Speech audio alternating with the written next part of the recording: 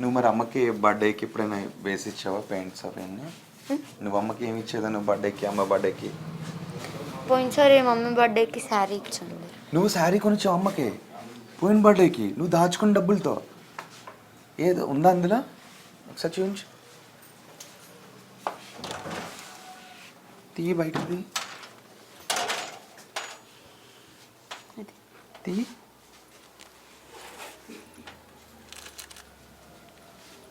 ఇది నువ్వు దాచుకున్న డబ్బులతో అమ్మకు కొన్నావు.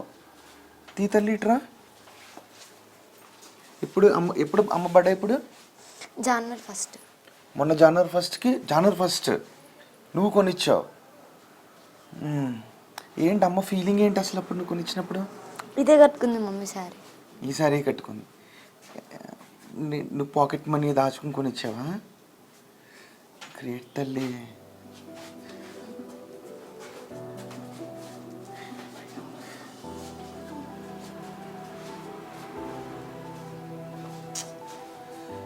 పాకెట్ మనీతో అక్క ఎప్పుడైనా కొనిచ్చిందా?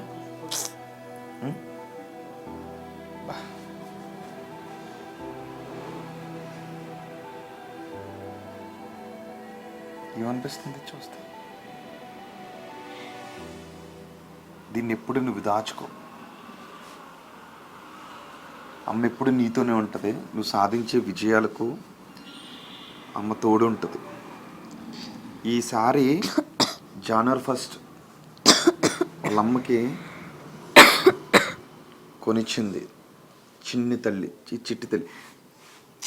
నాకు మాటలు రావట్లేదు తల్లి.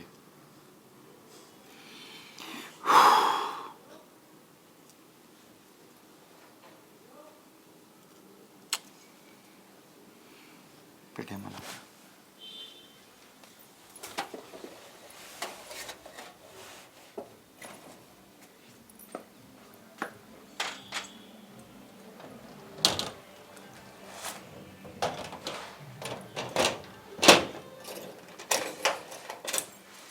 ఇదంతా కలగా మారిపోతే బాగుంది అనిపిస్తుంది కదా.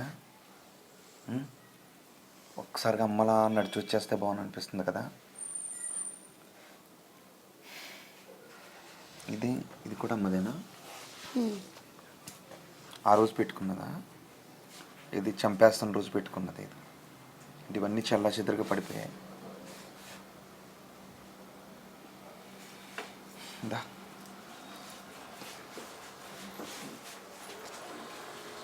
ఈ ఫొటోస్ పట్టుకెళ్తావా?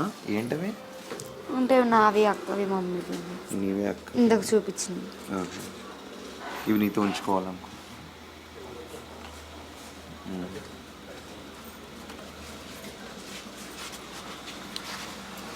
అక్క, ఆమె సొంత అక్క తల్లిని చంపేస్తే నేను అనాథని కాదు అని అంటుంది. ఇప్పుడు సమాజం అసలు ఏ క్వశ్చన్కి ఆన్సర్ చేయలేదు. నేను అనాథని కాదు అని అంటుంది. ఎవరైనా అనాథులు అని ఫీల్ అయితే భవిష్యత్తులో వాళ్ళకి నేనున్నాను అని ధైర్యాన్ని ఇస్తాను అని అంటుంది చిన్నారి తల్లి. ఏమనిపిస్తుందో మీకు? కానీ ఒక్కటేంటో తెలుసా, ఆ రోజు ఈమె ఇక్కడికి వచ్చింది కదా, ఈమె ఏడ్చింది కదా.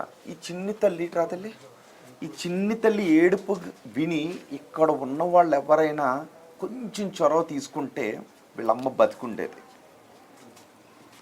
చాలామందికి ఎక్కడైనా ఏమో జరుగుతున్నప్పుడు ఆగి చూసేంత సమయం ఉంటుంది. ఏదో జరుగుతుందని అనిపిస్తుంది కదా. అది జరిగేటప్పుడు చాలామందికి ఏముంటుందంటే చూసేంత సమయం ఉంటుంది, కానీ ఒక అడుగు ముందుకేసేటటువంటి చొరవ మాత్రం చాలామందికి తక్కువ ఉంటుంది. అలాంటి చొరవ ఈ చిన్ని తల్లి విషయంలో తీసుకుని ఉండుంటే వీళ్ళమ్మ ఈరోజు బతికుండేది. ఎక్కడైనా అన్యాయం జరుగుతున్నప్పుడు, ఏదైనా జరుగుతున్నప్పుడు చూసేంత సమయం ఉన్న మీకు కొంచెం చొరవ తీసుకునే ప్రయత్నం చేయండి. ఎక్కడైనా ఈ తల్లి కూడా అదే అడుగుతుంది. ఆ రోజు ఎవరైనా కొంచెం చొరవ తీసుకుంటే మీ అమ్మ బతుకుండేది కదమ్మా. ఇంతకుముందు అదే విషయం చెప్పింది. అందరూ చోద్యం చూసినట్టు చూశారు అని. వాళ్ళ అమ్మాయి రండమ్మా, వాళ్ళ పెద్దమ్మలు ఇద్దరు ఇప్పుడు వాళ్ళమ్మ లేదు అని అనుకోవట్లేదు. వాళ్ళ పెద్దమ్మల సంరక్షణలోనే ఉంటానని అంటుంది. నిజంగా అమ్మా, అంటే ఒక దుఃఖ సమయంలో ధైర్యంగా అసలు మీరు కన్నీరు పెట్టుకోకండి. ఎందుకంటే అమ్మాయి ఆడవాళ్ళని అనుకోవట్లేదు. మీరు ఇప్పుడు అమ్మాయి ఆడవాలని అనుకోవట్లేదు. మీరు ఏడిస్తే అమ్మాయికి ఇంకొంచెం దుఃఖం అయ్యే అవకాశం ఉంటుంది. ఎప్పుడైనా తన మనసులో ఒక బాధ వస్తే మీరు చెప్పాలి. తన ఐఏఎస్ ఐపీఎస్ అవ్వాలని అనుకుంటూ ఉంది మీతో. ఫ్యామిలీ ఫంక్షన్స్ ఎక్కడైనా చెల్లెని మేము పిలవకుంటుంటాము, వస్తాము. తను దూరం నుంచి మేము దూరం నుంచి పిల్లలతో మాట్లాడతాం, పిల్లలు మాతో మాట్లాడతారు. అక్కడి వరకే ఉన్నాం. కానీ నాకు సడన్గా ఫోన్ 23rd నా బర్త్డే, నేను డ్యూటీకి వెళ్ళిన ఆ రోజు నాకు కాల్ వచ్చింది. కాల్ వస్తే నేను ఎవరో ఏందో లే అని గమ్మునున్నాను. మళ్ళీ సెకండ్ టైం మళ్ళీ కాల్ వచ్చింది, ఎత్తిన.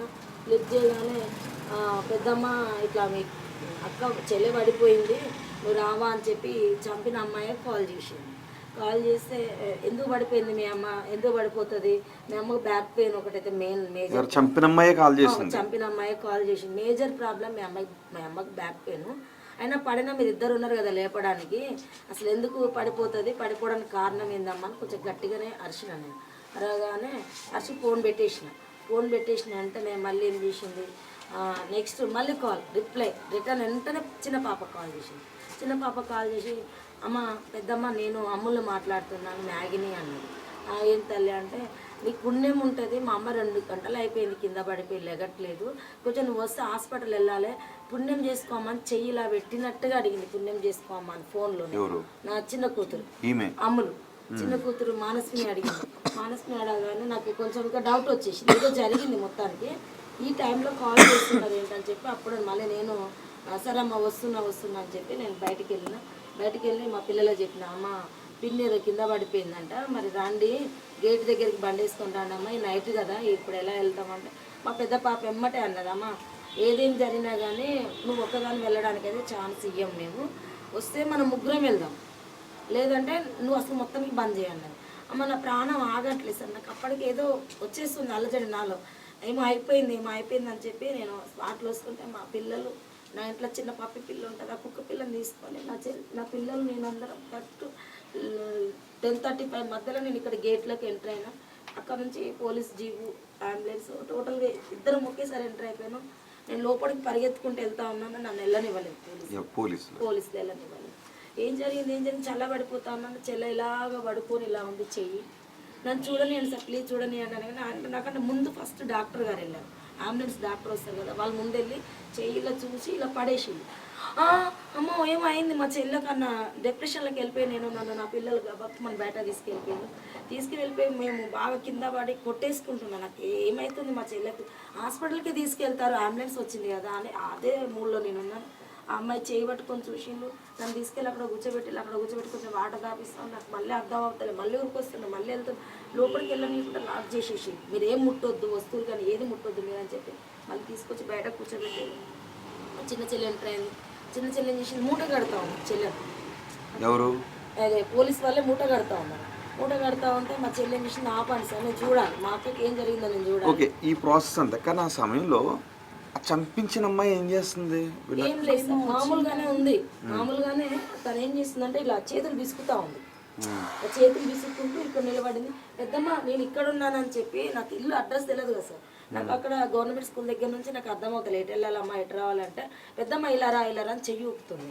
నేను అట్లా వచ్చేటప్పటికి ఏడవటం లేదు కనీసం, ఆమె మనసులో నుంచి ఎటువంటి ఫీలింగ్స్ బాధ ఏమీ లేవు. సైలెంట్ ఇలా చేతులు విసుక్కుంటూ నిలబడుతుంది. పాపం ఆ పక్కన వాళ్ళే నేను వచ్చే వరకు పిల్లల కోసం వెయిట్ చేసుకుంటున్నారు. వాళ్ళు చిన్నగా మాట్లాడుతూ ఉన్నారు, ఎందుకంటే ఇది పెద్ద విషయం ఏదో ఉంది అని చెప్పి వాళ్ళు మామూలుగా వాళ్ళని అడుగుతూ ఉన్నాం, మా చెల్లి ఏమైందంటే నేను చాలాసేపు నుంచి చెప్తున్నామ్మా వీళ్ళు హాస్పిటల్కి తీసుకెళ్ళడానికి. చిన్న పాప ట్రై చేసింది, పెద్ద పాప వద్దంటుంది, ఏం చేయాలో మాకు అర్థం అవుతుంది అని చెప్పి వాళ్ళు చెప్తుంటే, నేను అంబులెన్స్ వచ్చేంత వరకు వాళ్ళు డాక్టర్స్ తీసుకొస్తుంటే బయటకు కూడా మా చెల్లెని హాస్పిటల్కే తీసుకెళ్తారు, బ్రతుకుతుంది నా ఈ మైండ్ సెట్లోనే ఉండిపోయాను నేను.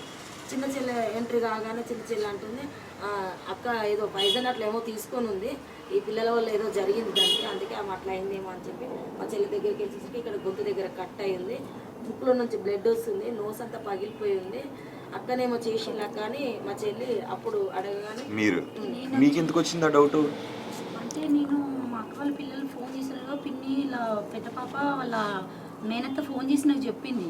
ఏమని చెప్పింది, ఇట్లా పాప అటు ఇంట్లోకి వెళ్ళిపోయిందంట, పిఎస్సీ పిలిపించారు, మేము వచ్చినాము, డింపి ఇంట్లోకి వెళ్ళి పోయిందంట, నేను పోయి దాన్ని తిట్టినా ఇట్లా సంగతి అని చెప్పింది. అది మాకు మాత్రమే తెలుసు, వాళ్ళ మేనత్త మాకు కాల్ చేసి చెప్పింది ఆ విషయం. అక్క వాళ్ళ పెద్దక్క వాళ్ళ పిల్లలు ఇక్కడికి వచ్చి చూసిన తర్వాత చూడు పిన్ని కింద పడిపోయింది లేవట్లేదు ఏం అంటే వీళ్ళకి కన్ఫర్మ్ అయిపోయింది కానీ నాకు చెప్పట్లేరు వాళ్ళు ఏమి. అది కాదు, మీరు ఇక్కడికి వచ్చిన తర్వాత నేను ఇక్కడికి వచ్చి జనరల్గా మనం అలాగే అపోహపడతాం, అంటే గమ్మున ఏం జరిగిందని కంగారు పడతాం కదా. కంగారు పడుతున్నా. కానీ ఇవన్నీ తెలిసిన వీళ్ళ అక్క ఎలా ఉంది, మీతో ఏం నేను మాట్లాడదు రాగానే పిన్ని మమ్మీ అని ఏడ్చింది, ఫస్ట్ పిన్ని అని ఏడ్చింది, వచ్చి ఇట్లా గట్టిగా హగ్ చేసుకున్నాడు నన్ను. హగ్ చేసుకోగానే నేనంతగా ఏం ఫీల్, మా అక్కకు చనిపోయింది నాకు తెలియదు కదా. నేను లోపలికి ఎంటర్ అయినాక అమ్మ అక్కడ ఉన్నాను పోలీసు వాళ్ళు ఆపుతా ఉన్నారు. ఆపుతా అంటే పిన్ని నువ్వు ఓకని అక్క పిల్లలు ఆగుతా ఉన్నారు, ముందే నీకు ఇలా నీరసంగా పడిపోతావు వద్దు వద్దంటే ఇక్కడ లేడీ పోలీసు ఉన్నారు, ఇంకా డాక్టర్స్ అక్కడ చెక్ చేస్తున్నారు. అక్కడ డాక్టర్ చెక్ చేస్తున్నారు, స్లీపింగ్ టాబ్లెట్ ఏదో తీసుకున్నది, ఈ పిల్ల ఇలా చేసిందని తెలిసింది కదా అనేసి అక్క అంటే అమ్మ ఆగమ్మ నువ్వు పిలవకమ్మ కొంచెం సైలెంట్గా ఉన్నానని పోలీసులు నన్ను ఆపేసినారు. ప్లీజ్ అని చిన్న రిక్వెస్ట్, నేను ఒక్కసారి మా అక్క దగ్గరికి వెళ్ళి చూస్తానని ఇలా బాడీ దగ్గరికి వెళ్ళి మరి అక్క కాలు దగ్గర కాలు పెట్టి ఇలా మరి ముఖంలో ముఖం పెట్టి చూడగానే ఇక్కడ దెబ్బ కొట్టినట్టుగా ఉంది. ఫస్ట్ ఆఫ్ ఆల్ అక్క ఫేస్ అనేది ఇలా క్రాసింగ్లో ఉంది, ఇలా ఉంది. అసలు అక్క బ్రతికి ఉందా ఏంది అసలు నాకేం అర్థం కావట్లేదు. మరీ ఫేస్లో ఫేస్ చూసి ఫస్ట్ ఆఫ్ ఇక్కడ దెబ్బ కనిపించింది. ఫస్ట్ అయితే ఇది ఇక్కడ ఇంత పెద్దగా ఇంత బొడుపు లాగుండి కమిలిపోయింది, ఇంత పెద్ద బొడుపు ఉంది. ఈ కన్నుకు ఇలా ఏం చేయడానికి బ్లాక్గా ఇట్లా గుద్దితే అది ఇట్లా కమిలిపోయి అట్లనే ఉంది. ముక్కులో నుంచి లైట్గా బ్లడ్ బయటకు వస్తుంది, నోట్ల నుంచి ఉమ్ము అనేది వస్తుంది. ఇలా ముఖంలో ముఖం పెట్టి చూసి ఎవరు